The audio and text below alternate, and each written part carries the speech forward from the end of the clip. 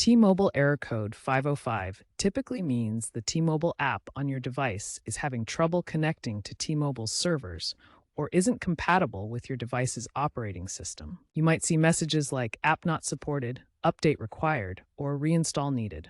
This can be caused by server issues, outdated software on older Android or iOS versions, corrupted app data, or a weak network connection.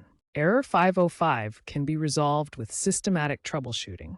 We'll cover the most effective fixes step by step. First, clear the T-Mobile app's cache and force stop the app.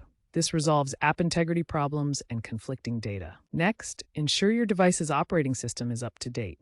Outdated Android or iOS versions cause compatibility issues. If that doesn't work, uninstall the T-Mobile app and reinstall it from the Google Play Store or Apple App Store. Make sure you have a stable internet connection, preferably Wi-Fi, during the download and installation. Weak signals can disrupt the process. Avoid downloading the app from unofficial sources, as they may introduce malware or compatibility issues. Remember to perform regular app updates to prevent this issue from reoccurring. These fixes address server-side glitches, device incompatibilities, and network factors.